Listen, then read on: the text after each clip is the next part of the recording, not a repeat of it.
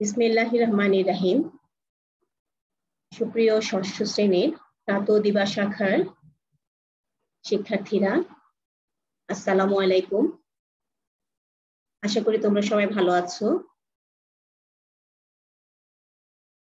আজ তোমাদের সাথে আমার তৃতীয় ক্লাস। গত ক্লাসে তোমাদের সাথে আমার আলোচনা হয়েছিল তৃতীয় অধ্যায়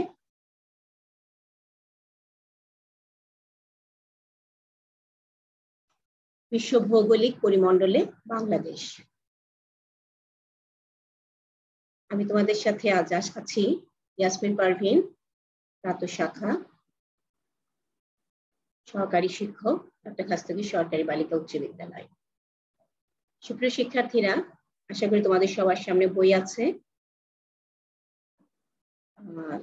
চলো তাহলে আমরা আমাদের মূল পাঠে ফিরে চলে যাই।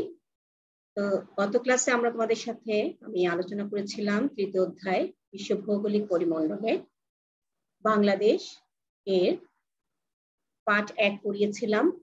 পাঠ 2 ও 3 এশিয়া মহাদেশের ভৌগোলিক অবস্থান ও আয়তন, এতটুকু পড়িয়েছিলাম আমরা। এবং আজ আমরা শুরু করব পাঠ 2 ও 3 এর এশিয়া মহাদেশের ভূপ্রকৃতি ও জলবায়ু দিয়ে। ঠিক আছে, ভূপ্রকৃতি ও জলবায়ু। তারপরে আমরা আরো আলোচনা করব পাঠ 4 এর এশিয়ার জনসংখ্যা, অর্থনীতি ও ধর্ম। তাহলে আজ পাঠ শেষে আমি আশা করছি তোমরা এশিয়ার ভূপ্রকৃতি সম্পর্কে বলতে পারবে, জলবায়ু সম্পর্কে ব্যাখ্যা করতে পারবে বা জানতে পারবে, এশিয়ার জনসংখ্যা, অর্থনীতি, ধর্ম, কোথায় জনসংখ্যা বেশি, কোথায় এশিয়ার কোথায় জনসংখ্যা কম, বা ভূপ্রকৃতি কেমন, জলবায়ু কোথায় কেমন, এশিয়ার ধর্মগুলো কি কি, এই সবকিছু সম্পর্কে আমরা কি ব্যাখ্যা করতে পারবো বা তোমরা ব্যাখ্যা করতে পারবে। ঠিক আছে, তাহলে চলো আজকে আমরা শুরু করি। প্রথমে আমরা চলে যাচ্ছি এশিয়ার ভূপ্রকৃতি। ভূপ্রকৃতি যাওয়ার আগে আমি রিভিউ করতে চাই। তোমাদের গত ক্লাসে আমি এই ম্যাপটা দিয়েছিলাম, এশিয়ার ম্যাপ, স্লাইডে তোমরা দেখতে পাচ্ছ। এক নজরে একটু ম্যাপটা দেখে নাও। ঠিক আছে, এশিয়ার উত্তরে দেশগুলো কি আছে, এশিয়ার দক্ষিণে আমরা মানচিত্র নিশ্চয়ই জানি যে মানচিত্রের উপরে থাকে, উপরের অংশকে বলে উত্তর, উপরে উত্তর, নিচে দক্ষিণ। মানচিত্রে বায়ে থাকে বায়ে পশ্চিম এবং ডানে পূর্ব। ঠিক আছে, বায়ে পশ্চিম, ডানে পূর্ব। তাহলে তোমরা নিশ্চয়ই দিকগুলো সম্পর্কে ধারণা থাকলে মানচিত্র দেখেই তোমরা বুঝতে পারবে যে এশিয়ার কোন দেশ কোথায়, এশিয়ার কোন দিকে অবস্থিত, কোন দেশ দক্ষিণে, কোন দেশ উত্তরে, কোন দেশ পূর্বে, কোন দেশ পশ্চিমে অথবা দক্ষিণ পূর্ব, উত্তর পূর্ব। এভাবে তোমরা বের করে নিতে পারবে বা বুঝতে পারবে। ঠিক আছে, আচ্ছা, আমি গত ক্লাসে তোমাদের বলেছিলাম যে ম্যাপগুলো দেখে তোমরা দেশগুলো সম্পর্কে জানার চেষ্টা করবে, দেশগুলোর রাজধানী সম্পর্কে জানার চেষ্টা করবে। তোমাদের বইয়ে আমি দেখেছি একটা কাজ আছে, সেটা হচ্ছে যে এশিয়া দেশগুলোর দেশগুলোর রাজধানী সহ, দেশগুলো বের করে রাজধানী সহ লিখো। আশা করি তোমরা সেটা করেছো বাসায়। আচ্ছা, তাহলে যেহেতু সময় খুবই স্বল্প, সেজন্য আমরা চলে যাই মূল ক্লাসে। পরে প্রথমে আসছে এশিয়ার ভূপ্রকৃতি। তোমাদের বই সামনে আছে, আশা করি বই দেখো তোমরা, প্রত্যেকটা পয়েন্টে তোমাদের বইয়ে আছে। তারপর তোমাদের একটু বোঝার সুবিধার্থে আমি স্লাইডগুলো তৈরি করেছি। 1 নম্বর পয়েন্টে আছে, দেখো, এশিয়া মহাদেশের 1/3 অঞ্চল সমতল, অর্থাৎ এশিয়ার আয়তন যত বড়, আয়তনের 3 ভাগের 1 ভাগ হচ্ছে কি সমতল, সমান ভূমি। ঠিক আছে, সমতল। এই মহাদেশের উত্তরে বরফে আচ্ছাদিত এলাকা সাইবেরিয়া। এই মহাদেশের উত্তরে তাহলে কি আছে, বরফে আচ্ছাদিত এলাকা সাইবেরিয়া। আমরা তাহলে একটু পরের স্লাইডে যাই, আমরা আবার আগের স্লাইডে ফিরে আসবো। পরের স্লাইডে একটু দেখো তোমরা যে আমি দুটো মানচিত্র দিয়েছি। প্রথমটা হচ্ছে এশিয়া, ঠিক আছে, আর পরের পাশাপাশি দুটো মানচিত্র, পাশের মানচিত্রটা হচ্ছে এশিয়ার কিছুটা অংশের। তাহলে এশিয়া, এই যে তাহলে কি বলেছি আমরা, এশিয়ার, আবার আমি আগের স্লাইডে চলে যাচ্ছি, এই মহাদেশের উত্তরে বরফে আচ্ছাদিত এলাকা সাইবেরিয়া, উত্তরে। তাহলে আমরা কি বলেছিলাম একটু আগে মেয়েরা, যে মানচিত্রের উপরের অংশ হচ্ছে উত্তর দিক, মানচিত্রের উপরের অংশ হচ্ছে উত্তর দিক। তাহলে একটু খেয়াল করো তোমরা, যে ডানের যে চিত্রটা সেখানে দেখাচ্ছি, আমি দেখিয়েছি, মানে আমি গোল করে তোমাদেরকে চিহ্নিত করে দেখিয়েছি সাইবেরিয়া। ঠিক আছে, বরফ এই এলাকাটা উত্তরে। কোন জায়গার উত্তরে দেখো তোমরা, এশিয়ার একেবারেই তো উত্তরে, এবং রাশিয়ার ঠিক উত্তরে, রাশিয়ার উপরেই মানে রাশিয়ার উত্তরে। বাইরের চিত্রটা তোমরা খেয়াল করো, যে পুরো এশিয়ার মানচিত্রে রাশিয়ার অবস্থান তোমরা দেখেছো, রাশিয়ার অবস্থান কিন্তু এশিয়া মহাদেশের উত্তরে, তাই না? আচ্ছা, এবং রাশিয়ার ঠিক উত্তরে হচ্ছে সাইবেরিয়া, অর্থাৎ এশিয়া মহাদেশের উত্তরে সাইবেরিয়া হচ্ছে কি বরফে আচ্ছাদিত। সারা বছর এই স্থানে সাইবেরিয়া কি হয়, বরফে, এত ঠান্ডা, বরফে আচ্ছাদিত থাকে, বরফে ঢাকা থাকে। দেখেছো মেয়েরা? তাহলে আশা করি তোমরা বুঝতে পেরেছো। এবং সাইবেরিয়ার ঠিক দক্ষিণেই দেখো তোমরা দেখা যাচ্ছে রাশিয়া, তোমরা বাইরে মানে পশ্চিম দিকে দেখা যাচ্ছে মস্কো, সেন্ট পিটারবার্গ দেখা যাচ্ছে। ঠিক আছে মেয়েরা? তারপরে সাইবেরিয়ার রাশিয়ার নিচে দক্ষিণে হচ্ছে রাশিয়ার দক্ষিণে আরো দেখা যাচ্ছে উজবেকিস্তান, কাজাকিস্তান, এগুলো হয়ে গেছে আমার রাশিয়ার কোন দিকে, রাশিয়ার ঠিক সাইবেরিয়ার পশ্চিমে। ঠিক আছে, তাহলে এশিয়ার এটা আমরা একটু অন্য স্থান, এশিয়া প্রায় মধ্য এশিয়া পড়েছে, উজবেকিস্তান, কাজাকিস্তান, এগুলো তোমাদের আমি পরে বোঝাচ্ছি।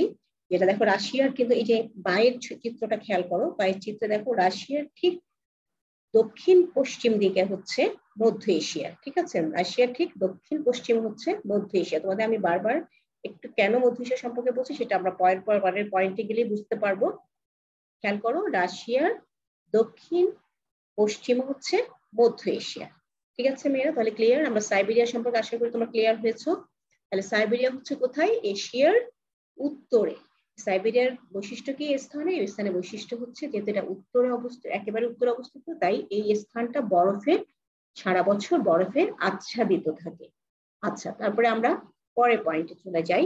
পশ্চিমে উত্তপ্ত মরুভূমি, পশ্চিমে এশিয়ার পশ্চিম দিকে হচ্ছে মরুভূমি অঞ্চলগুলো, তাই না? মরুভূমি অঞ্চলগুলো অবস্থিত। আচ্ছা, তারপর হচ্ছে দক্ষিণ, আমি সময় স্বল্পতার কারণে প্রত্যেকটা স্লাইড দিয়ে বোঝানো পারছি না মেয়েরা, আশা করি পরে আবার বুঝাবো। দক্ষিণ ও দক্ষিণ পূর্ব দিকে রয়েছে নদী বিধৌত নিম্ন সমভূমি, দক্ষিণ ও দক্ষিণ পূর্ব দিকে। ঠিক আছে, দক্ষিণ, তাহলে এশিয়ার দক্ষিণ ও দক্ষিণ পূর্ব দিক খেয়াল করো তোমরা। এই যে আমি বাইরের চিত্রটাতে দক্ষিণ এশিয়াকে দেখিয়েছি গোল করে চিহ্নিত করে, দক্ষিণ এশিয়া এবং দক্ষিণ পূর্ব এশিয়া। তাই এই জায়গাগুলোতে কি হয়েছে, দক্ষিণ এশিয়া এবং দক্ষিণ পূর্ব এশিয়ায় কি আছে, নদী বিধৌত নিম্ন সমভূমি, অর্থাৎ এই অঞ্চলগুলোতে নদী সংখ্যা অনেক বেশি, এবং এই নদীর পলি দ্বারা এখানে নিম্ন সমভূমি সৃষ্টি হয়েছে, সমভূমি অঞ্চল। ঠিক আছে, তাহলে দক্ষিণ ও দক্ষিণ পূর্ব এশিয়ার অবস্থানটা তোমরা একটু দেখে নাও। এশিয়ার মানচিত্রের মধ্যে দক্ষিণ এশিয়া এবং দক্ষিণ পূর্ব এশিয়া, তাহলে এই অঞ্চলগুলোতে দক্ষিণ এশিয়া এবং দক্ষিণ পূর্ব এশিয়া কি হয়েছে, নদী বিধৌত নিম্ন সমভূমি। ঠিক আছে মেয়েরা? আচ্ছা, তারপরে আমরা চলে যাচ্ছি পূর্ব দিকে আগ্নেয় দ্বীপ। পূর্ব দিকে, এশিয়ার পূর্ব দিকে কি হচ্ছে, আগ্নেয় পূর্ব দিক নিশ্চয় তোমরা বুঝতে পারছো যে এশিয়ার মানচিত্রটা আবার তোমরা খেয়াল করো। এশিয়ার মানচিত্রের পূর্ব দিকে কোন কোন কিছু কিছু দেশ আছে পূর্ব দিকে, সেখানে হচ্ছে যে যেমন পূর্ব দিকের দেশগুলো কি কি, যেমন দূরপ্রাচ্যে এই সমস্ত, এখানে কিছু কিছু দেশ আছে সেখানে আগ্নেয় দ্বীপ রয়েছে। আগ্নেয়গিরির ফলে যেই দ্বীপগুলোর কিছু কিছু দ্বীপের সৃষ্টি হয়েছে। ঠিক আছে, আগ্নেয়গিরির অগ্নুৎপাতের ফলে কিছু কিছু ঠান্ডা হয়ে, লাভা যখন ঠান্ডা হয়ে যায় সেখানে আস্তে আস্তে সেখানে আগ্নেয় দ্বীপ সৃষ্টি হয়। তোমরা একটু বড় হলে 9-10 এগুলো হয়তো এই আগ্নেয় দ্বীপ সম্পর্কে জানতে পারবে। আচ্ছা, তারপর তাহলে কি হলো, এশিয়ার কোন দিকে, পূর্ব দিকে হচ্ছে আগ্নেয় দ্বীপ। পরের পয়েন্টে যাই, পৃথিবীর বৃহত্তম হ্রদ কাস্পিয়ান সাগর এই মহাদেশে অবস্থিত। তাহলে কি বলছে, পৃথিবীর বৃহত্তম অর্থাৎ সবচেয়ে বড় হ্রদ যেটা, সেটাকে বলছে নাম হচ্ছে কাস্পিয়ান সাগর, এই মহাদেশে অর্থাৎ এশিয়া মহাদেশে অবস্থিত। আমি তোমাদেরকে একটু পরের চিত্রে দেখাচ্ছি, তোমরা খেয়াল করো মেয়েরা। কাস্পিয়ান সাগর, দেখো আমি লাল গোল করে চিহ্নিত করে দিয়েছি। কাস্পিয়ান সাগরটা তাহলে কোথায় অবস্থিত? মধ্য এশিয়ায়। তোমরা খেয়াল করো মেয়েরা, মধ্য এশিয়া। মধ্য এশিয়ার দেশগুলো কি কি? Kazakhstan, Uzbekistan, Turkmenistan, Kyrgyzstan, Kyrgyzstan, Tajikistan, এগুলো হচ্ছে মধ্য এশিয়ার দেশ। ঠিক আছে, খেয়াল করেছো মেয়েরা? একটু ভালো করে খেয়াল করো আগের চিত্রটা, তাহলে মধ্য এশিয়ার অবস্থানটা দেখেছো তোমরা? মধ্য এশিয়াটা কোথায়? পুরো এশিয়ার মানচিত্রে মধ্য এশিয়া দেখেছো। এই মধ্য এশিয়াই হচ্ছে পৃথিবীর বৃহত্তম হ্রদ কাস্পিয়ান সাগর। ঠিক আছে, পৃথিবীর বৃহত্তম হ্রদ কাস্পিয়ান সাগর অবস্থিত, যেটাকে আমি এইখানেও ডান দিকে তোমরা খেয়াল করো মেয়েরা, আমি যেই মানচিত্রে সাইবেরিয়াকে চিহ্নিত করেছি সেই মানচিত্রে তোমরা খেয়াল করো যে কাজাকিস্তানের একেবারে পশ্চিমে দেখো কাস্পিয়ান সি, ইংরেজিতে এটা কাস্পিয়ান সি, সেটাও আমি গোল করে চিহ্নিত করে দিয়েছি। আশা করি তোমরা বুঝতে পারছো। তাহলে এই যে কাজাকিস্তান যেটা দেখা হচ্ছে, এটা আসলে মধ্য এশিয়া। এটা কি পুরোটাই হচ্ছে মধ্য এশিয়া। যে কাজাকিস্তান দেখা যাচ্ছে, নিচে আফগানিস্তান দেখা যাচ্ছে, এইটা পুরোটাই যে অ্যাশ কালারের ছাই রঙের, পুরো মানচিত্রের যে অংশটা ছাই রঙের, এইটুকু অংশটা হচ্ছে মধ্য এশিয়া। এবং এই মধ্য এশিয়ার পশ্চিমে হচ্ছে কাস্পিয়ান সাগর। ঠিক আছে, তাহলে আমরা কি পড়লাম? পৃথিবীর বৃহত্তম হ্রদ কাস্পিয়ান সাগর এই মহাদেশে অবস্থিত। ক্লিয়ার মেয়েরা? আচ্ছা, তারপর হচ্ছে পৃথিবীর বড় নদীগুলো 7টি এই মহাদেশে অবস্থিত। পৃথিবীতে যত বড় বড় নদী রয়েছে সব নদীগুলোর মধ্যে 7টি নদী এই মহাদেশে অবস্থিত। আচ্ছা, তারপরে চলে যায় পৃথিবীর সর্বোচ্চ পর্বতশৃঙ্গ মাউন্ট এভারেস্ট। তোমরা মাউন্ট এভারেস্ট সম্পর্কে অনেক আগে থেকেই পড়েছো, অনেকেই জানো, তাই না? সর্বোচ্চ, এটা হচ্ছে পৃথিবীর সর্বোচ্চ, সবচেয়ে উঁচু পর্বতশৃঙ্গ। পর্বতশৃঙ্গ মানে কি? পাহাড়ের শীর্ষস্থান, যেটাকে বলা হয় পর্বত শৃঙ্গ। মাউন্ট এভারেস্ট, এটার উচ্চতা কত? মাউন্ট এভারেস্টের উচ্চতা হচ্ছে 8,850 মিটার। এটা খুবই ইম্পর্টেন্ট, এগুলো অবজেক্টিভ বলো, অবজেক্টিভ জন্য খুবই ইম্পর্টেন্ট, খেয়াল করো। তাহলে মাউন্ট এভারেস্টের উচ্চতা 8,850 মিটার। এই মাউন্ট এভারেস্টও কিন্তু এই এশিয়া মহাদেশেই অবস্থিত। ঠিক আছে, তাহলে পৃথিবীর বৃহত্তম হ্রদ কাস্পিয়ান সাগর এই মহাদেশে অবস্থিত, পৃথিবীর সর্বোচ্চ পর্বতশৃঙ্গ মাউন্ট এভারেস্ট এই মহাদেশে অবস্থিত, পৃথিবীর বড় বড় নদীগুলো 7টি নদী এই মহাদেশে অবস্থিত। ক্লিয়ার মেয়েরা? আমি ভূপ্রকৃতির একটু সময় নিয়ে বুঝালাম যাতে তোমরা একটু ভালো করে বুঝতে পারো। আশা করি তোমরা বুঝতে পেরেছো। মানচিত্রগুলো খুব ভালো করে খেয়াল করবে, তাহলে বুঝতে তোমাদের সুবিধা হবে এবং ব্যাখ্যা করতেও পারবে, বিশ্লেষণ করতেও তোমাদের সুবিধা হবে। ঠিক আছে, তাহলে এই পর্যন্ত এইটুকুই হলো এশিয়ার ভূপ্রকৃতি। আচ্ছা, তারপরে আমরা চলে যাই এশিয়ার জলবায়ু। এশিয়ার জলবায়ু কি? এশিয়া মহাদেশে সকল প্রকার জলবায়ু দেখা যায়। এশিয়া মহাদেশে যত জলবায়ু আছে সব ধরনের জলবায়ু এশিয়া মহাদেশে দেখা যায়। যেহেতু এশিয়ার পৃথিবীর বৃহত্তম 7টা মহাদেশের মধ্যে সবচেয়ে বড় মহাদেশ হচ্ছে এশিয়া মহাদেশ। ঠিক আছে এরা? এশিয়া মহাদেশ হচ্ছে আচ্ছা সবচেয়ে আমরা আগেও পড়েছিলাম, তোমাদের একটু মনে করিয়ে দিই। পৃথিবীর মোট স্থলভাগের প্রায় 3/1 ভাগ হচ্ছে এশিয়ার অন্তর্ভুক্ত, তাই না? পৃথিবীর স্থলভাগ যতটুকু আছে তার 3/1 ভাগই হচ্ছে এশিয়ার অন্তর্ভুক্ত এবং পৃথিবীর বৃহত্তম মহাদেশ এই এশিয়া মহাদেশ। তাই এই এশিয়া মহাদেশে সব ধরনের জলবায়ু দেখা যায়। সব ধরনের জলবায়ু বলতে তুমি একটু খেয়াল করো, আমি বোল্ড করে দিয়েছি। যেমন 1 নাম্বার হচ্ছে কি? নিরক্ষীয় জলবায়ু। নিরক্ষীয় জলবায়ু, এই নিরক্ষীয় জলবায়ু তাহলে কি? নিরক্ষীয় জলবায়ুর বৈশিষ্ট্য কি? সারা বছর অধিক তাপ বেশি থাকবে, অনেক তাপ থাকবে ও বৃষ্টিপাত। সারা বছর অধিক তাপ ও বৃষ্টিপাত এই জলবায়ুর বৈশিষ্ট্য। ঠিক আছে, এই জলবায়ু কেন অধিক তাপ সেটাও তোমরা একটু খেয়াল করলে বুঝতে পারবে। আর কোথায় এই জলবায়ু দেখা যায়? নিরক্ষরেখা থেকে 10 ডিগ্রি উত্তর ও দক্ষিণ অক্ষরেখার মধ্যে এই জলবায়ু দেখা যায়। এরা আশা করি তোমাদের নিরক্ষরেখা সম্পর্কে মনে আছে। নিরক্ষরেখা কাকে বলে আমি গত ক্লাসে তোমাদের নিরক্ষরেখাটা চিত্র সহকারে বুঝিয়েছিলাম। তারপর একটু বলছি নিরক্ষরেখাটা কি। নিরক্ষরেখাটা হচ্ছে একটি কাল্পনিক রেখা। নিরক্ষরেখা হচ্ছে একটি কাল্পনিক রেখা যে রেখাটা পৃথিবীকে উত্তর ও দক্ষিণ দিকে সমান দুভাগে ভাগ করেছে। ক্লিয়ার মেয়েরা? নিরক্ষরেখা হচ্ছে একটি কাল্পনিক রেখা, যে রেখা পৃথিবীকে উত্তর ও দক্ষিণে সমান দুভাগে ভাগ করেছে। যার উত্তরের অংশকে আমরা কি বলি? উত্তর গোলার্ধ, এবং দক্ষিণের অংশকে বলি দক্ষিণ গোলার্ধ। ঠিক আছে? এই নিরক্ষরেখাটা, তাহলে নিরক্ষরেখাটা পৃথিবীর একেবারেই মাঝামাঝি, তাই না? মাঝখান দিয়ে গেছে, যেটা পূর্ব পশ্চিমে পৃথিবীকে বেষ্টন করে আছে। হ্যাঁ, যেটা পৃথিবীকে পূর্ব পশ্চিম দিকে, পশ্চিম থেকে পূর্ব দিকে বেষ্টন করে আছে। হ্যাঁ, একটা গোলাকার বৃত্ত। হ্যাঁ, এই গোলাকার বৃত্তকে এই যে অক্ষরেখা সুবিধার জন্য বিভিন্ন ডিগ্রি, মিনিট, সেকেন্ডে ভাগ করতে, তোমরা 9-10 ক্লাসে গেলে এটা পরিষ্কার বুঝতে পারবে। এখন তোমরা অনেক ছোট, সেজন্য আমি বিস্তারিত তোমাদের বলছি না।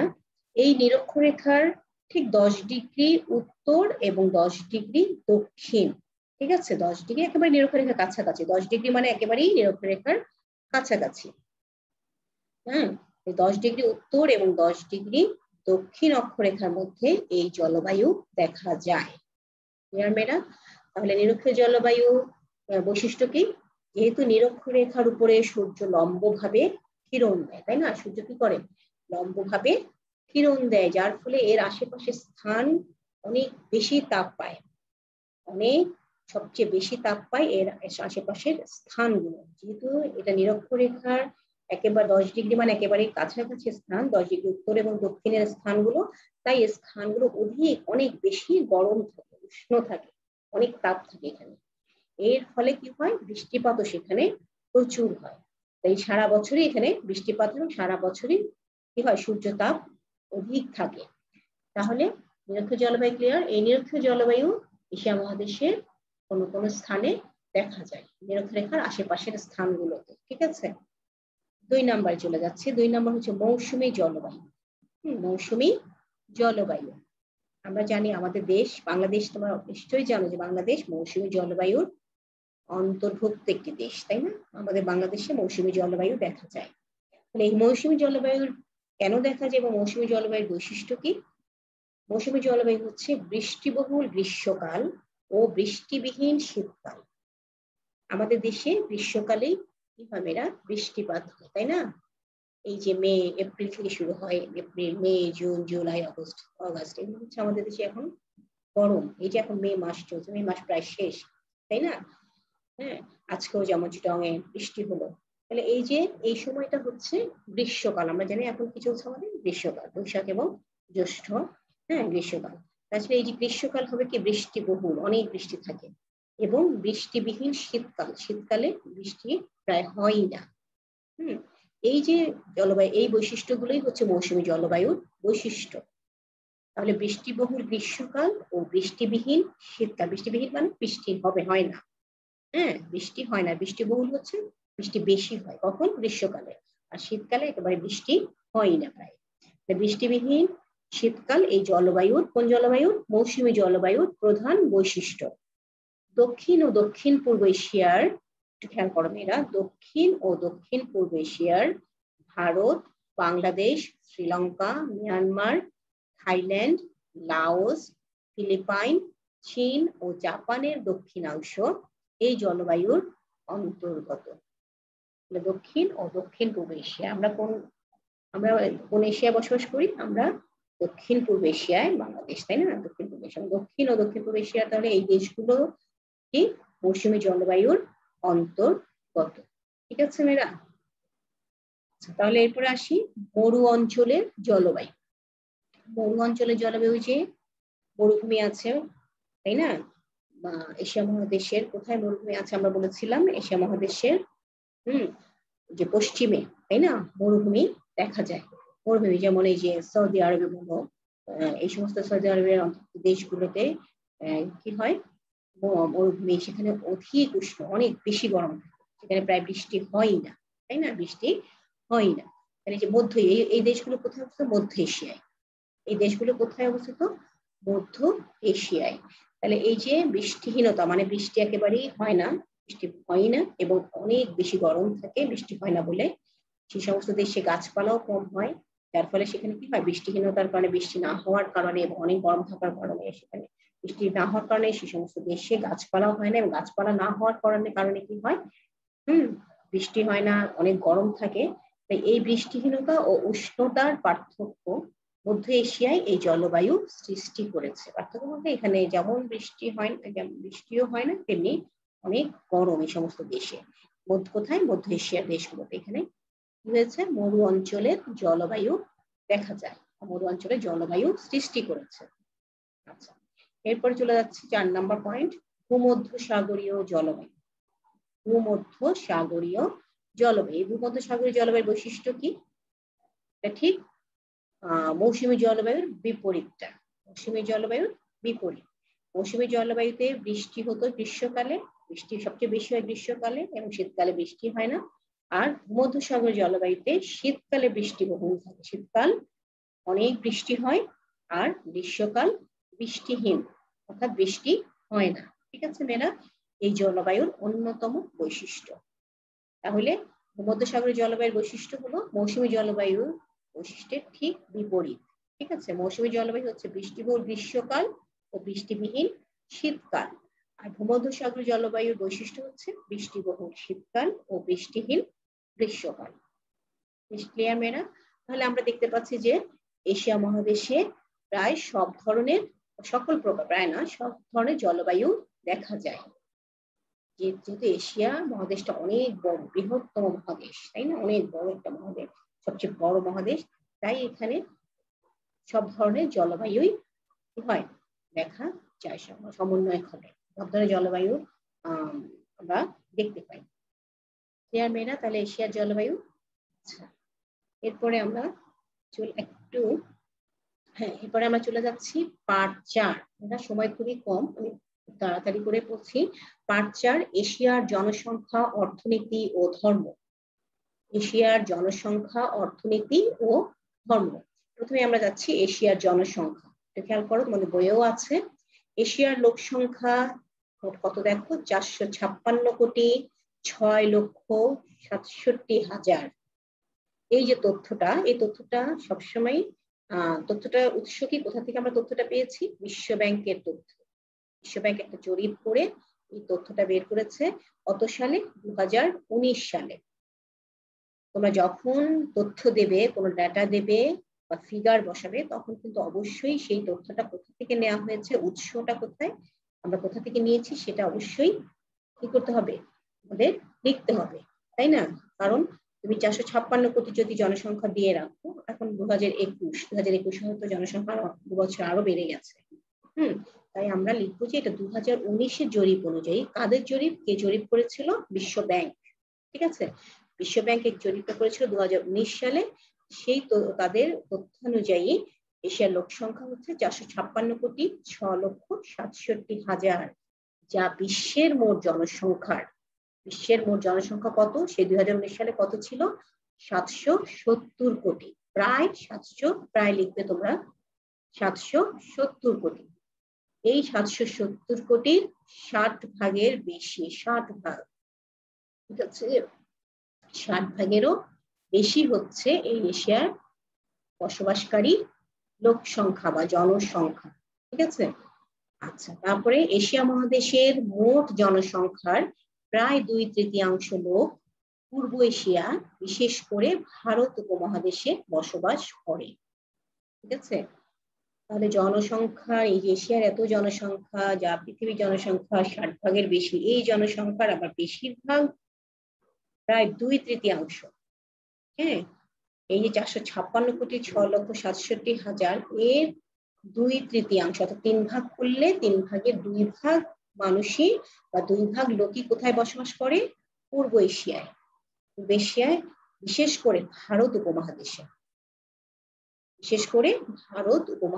বসবাস করে। ভারত উপমহাদেশের যেমন কোন কোন দেশ? আমরা বাংলাদেশ কোন উপমহাদেশের? ভারত উপমহাদেশে, তাই না? বাংলাদেশ, পাকিস্তান, ইন্ডিয়া, এগুলো ভারত উপমহাদেশের দেশ।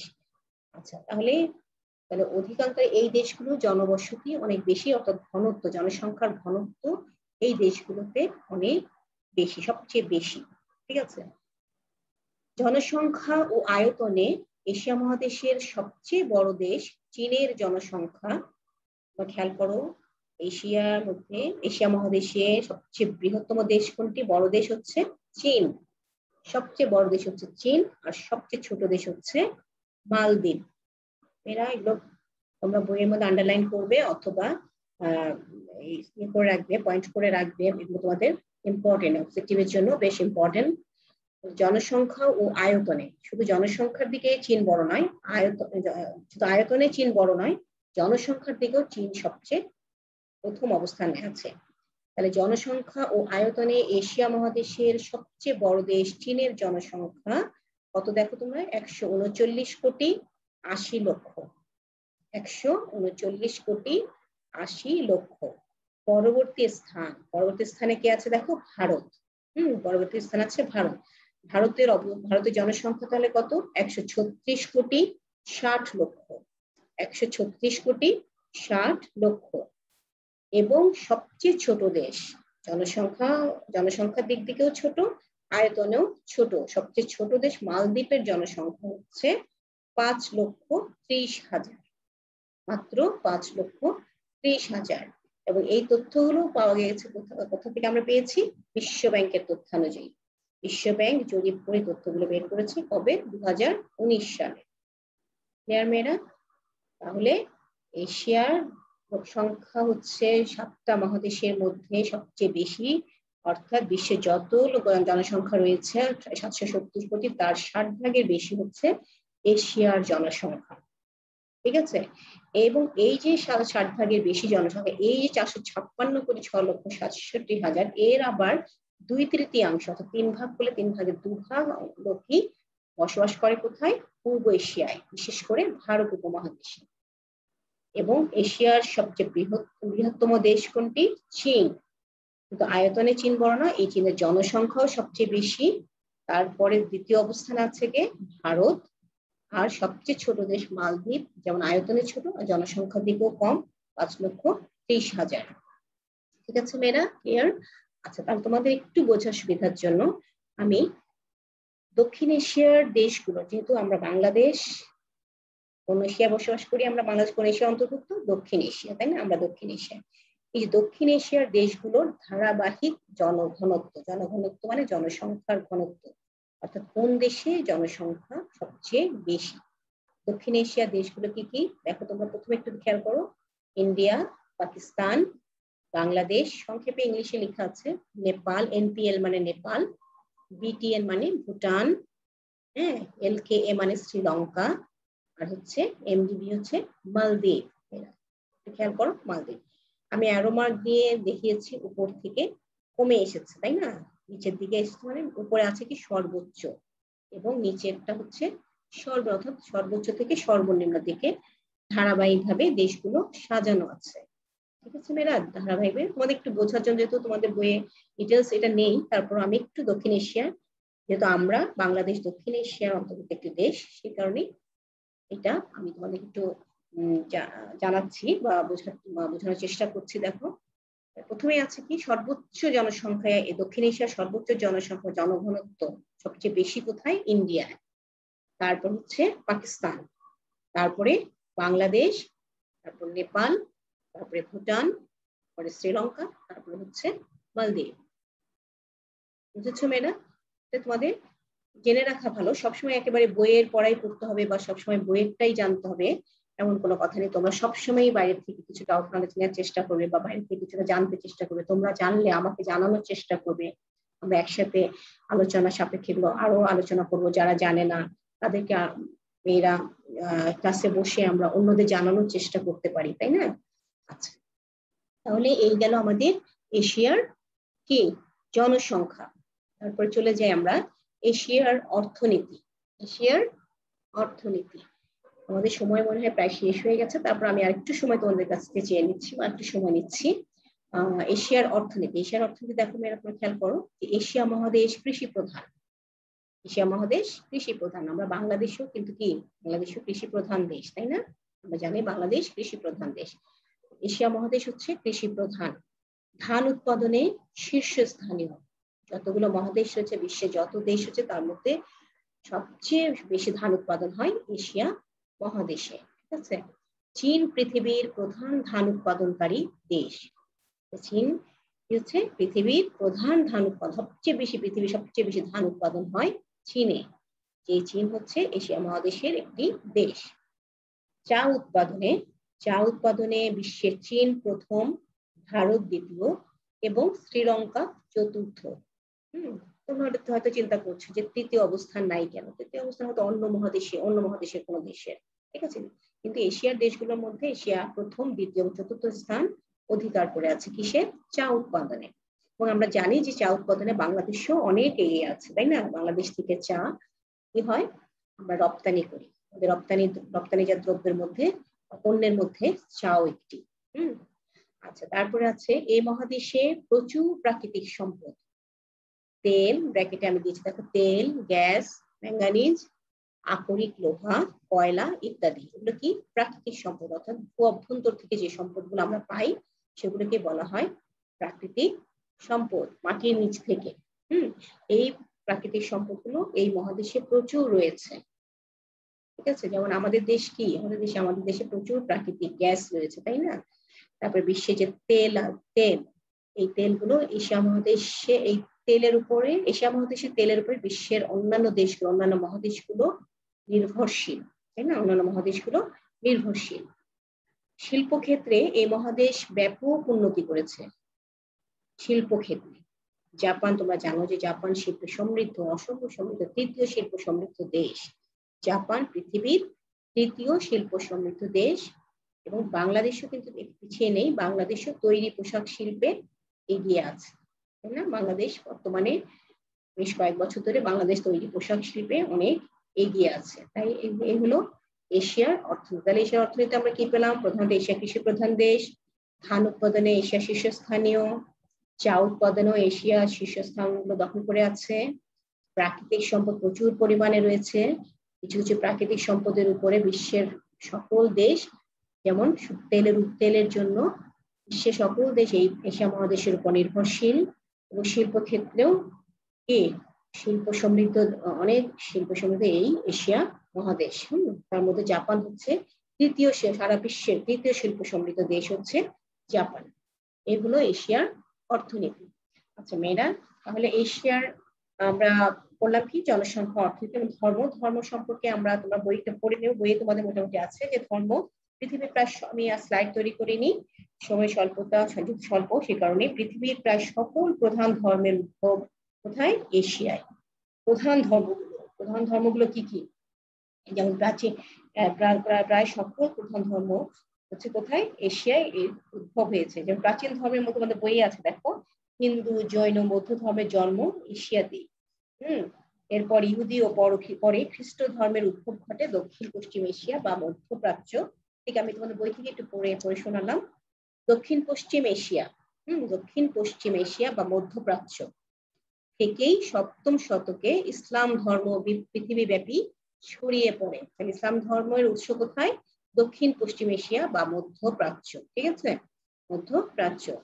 সৌদি আরবের মক্কায় মুসলমানদের পবিত্র কাবা শরীফ অবস্থিত, হিন্দুদের পবিত্র তীর্থস্থান গয়া ও কাশী, এবং বৌদ্ধদের পবিত্র তীর্থ কোথায়? বুদ্ধ গয়া ভারতে অবস্থিত। ভারত মানে এশিয়া মহাদেশে অবস্থিত। তাহলে পৃথিবীর 3টি প্রধান ধর্মাবলম্বী জনগোষ্ঠী কি কি? মুসলমান, খ্রিস্টান ও ইহুদিদের পবিত্র ধর্মস্থান জেরুজালেম শহরে অবস্থিত। অর্থাৎ এই যে পৃথিবীর প্রায় সকল প্রধান ধর্মাবলম্বী বা ধর্মের উদ্ভব কোথায়? এশিয়া মহাদেশে। এখানে তোমরা ছোট ছোট প্রশ্নগুলো প্রত্যেকটা লাইনে পড়বে। এখান থেকে ছোট ছোট প্রশ্ন হতে পারে, অবজেক্টিভ হতে পারে, জ্ঞানমূলক প্রশ্ন হতে পারে। যেমন ইসলাম ধর্ম সর্বপ্রথম কত শতকে ইসলাম হয়, কত শতকে পৃথিবীব্যাপী ছড়িয়ে পড়ে? 7ম শতকে। তারপরে কোথায় ছড়িয়ে পড়ে? কোথা থেকে উৎস কোথায়? দক্ষিণ পশ্চিম এশিয়া বা মধ্যপ্রাচ্য। তারপরে হিন্দুদের পবিত্র তীর্থস্থান কোথায়? গয়া ও কাশী, সেটা কোথায় অবস্থিত? ভারতে অবস্থিত। বৌদ্ধদের পবিত্র তীর্থ কোথায়? বুদ্ধ গয়া, সেটা কি কোথায় অবস্থিত?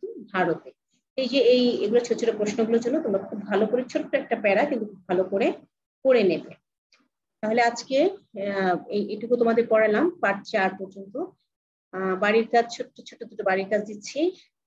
প্রথমটা তোমাদের কাজ হিসেবে বইয়ে আছে, তারপর আমি তোমাদের দিলাম। এশিয়া মহাদেশে সর্বপ্রকার জলবায়ু, না এটা বলতে তোমাদের বইয়ে নেই, এটা আমি একটু দিলাম। এশিয়া মহাদেশে বইয়ে আছে, তোমাদের বইয়ের কাজ দেখতে পাচ্ছি। এশিয়া মহাদেশে সর্বপ্রকার জলবায়ু দেখা যায়, বিশ্লেষণ করো। তোমরা নিজেরা লেখার চেষ্টা করবে মেয়েরা, কেউ গাইড বই দেখবে না। আমি যেভাবে তোমাদের বুঝিয়েছি আমার মনে হয় তোমরা সুন্দর করে গাইড বই থেকেও সুন্দর করে নিজেরা লিখতে পারবে, গুছিয়ে লিখতে পারবে, সুন্দর ভাষায় উপস্থাপন করতে পারবে। আর 2 নম্বর প্রশ্ন হচ্ছে, ভারত উপমহাদেশের দেশগুলো ঘনবসতিপূর্ণ। ভারত উপমহাদেশের দেশগুলো ঘনবসতিপূর্ণ। তোমরা একটু ভালোভাবে চিন্তা করবে, পড়বে। আমি যা পড়িয়েছি, যে মানচিত্রগুলো দিয়েছি, সবকিছু থেকেই সুন্দরভাবে গুছিয়ে লেখার চেষ্টা করবে। তাহলে ভারত উপমহাদেশের দেশগুলো ঘনবসতিপূর্ণ ব্যাখ্যা করো। দুটো বাড়ির কাজ আশা করি তোমরা ভালো করে সুন্দর করে তোমাদের বাড়ির কাজে খাতায় লিখে রাখবে। এবং আমরা সবাই আল্লাহর কাছে দোয়া করি যাতে খুব শীঘ্রই আমরা আবার স্কুল প্রাঙ্গণে ফিরে যেতে পারি। আমরা সুস্থভাবে, সুস্থ দেহে, সুস্থ শরীরে, সুস্থ পরিবেশে আমরা আবার আগের মতো শ্রেণীকক্ষে আমরা ক্লাস করতে পারি। আল্লাহর কাছে সেই প্রার্থনা করছি এবং সেটা প্রার্থনা করে আজকে এ পর্যন্তই শেষ করছি। সবাই ভালো থাকবে, সুস্থ থাকবে, নিরাপদে থাকবে, আমার জন্য দোয়া করবে। আসসালামু আলাইকুম।